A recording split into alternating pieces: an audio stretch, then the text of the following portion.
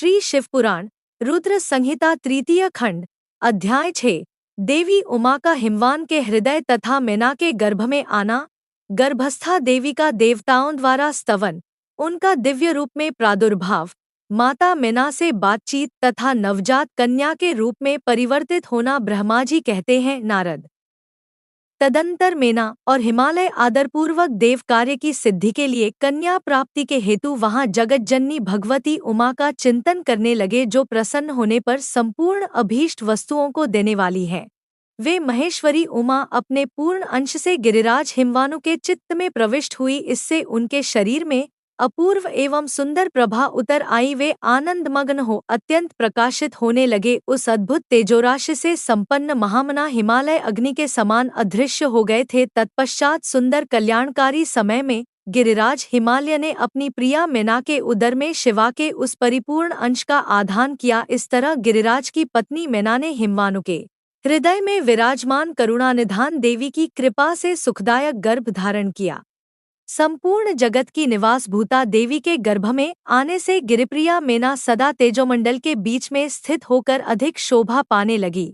अपनी प्रिया शुभांगी मेना को देखकर गिरिराज हिमवान बड़ी प्रसन्नता का अनुभव करने लगे। गर्भ में जगदम्बा के आ जाने से वे महान तेज से संपन्न हो गई थी। मुने उस अवसर में विष्णु आदि देवता और मुनियों ने वहां आकर गर्भ में निवास करने वाली शिवा देवी की स्तुति की और तदंतर महेश्वरी की नाना प्रकार से स्तुति करके प्रसन्नचित्त हुए।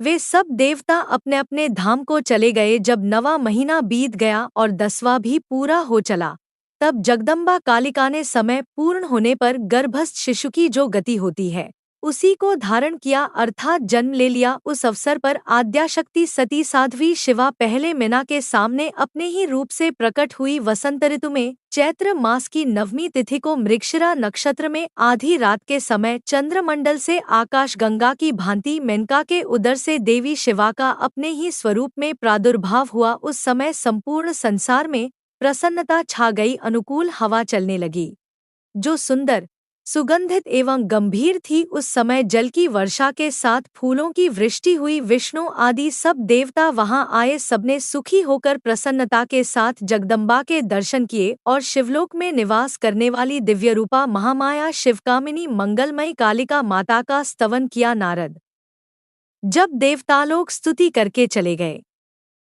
तब मेनका उस समय प्रकट हुई। नील कमलदल के समान कांति वाली श्यामवर्णा देवी को देखकर अतिशय आनंद का अनुभव करने लगी।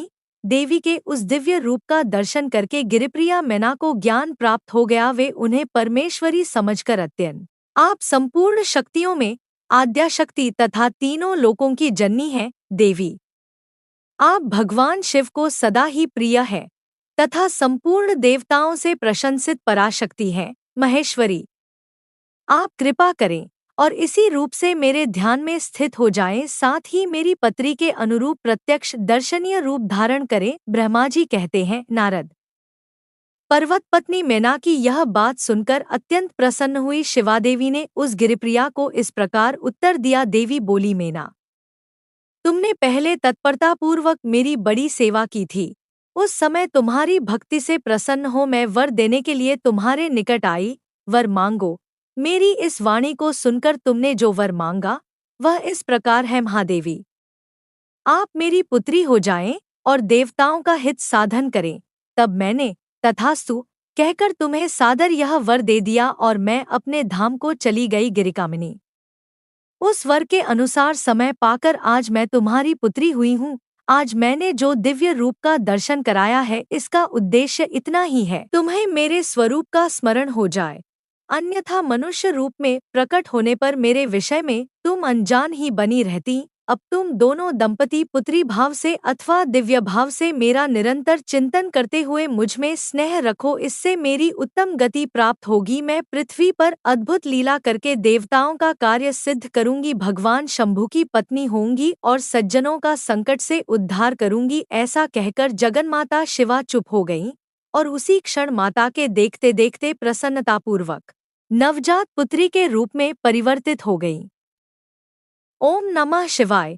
शिव पुराण का 6ठा अध्याय समाप्त हुआ। आगे का भाग सुनने के लिए please like, share, subscribe and press the bell icon. Thank you for watching.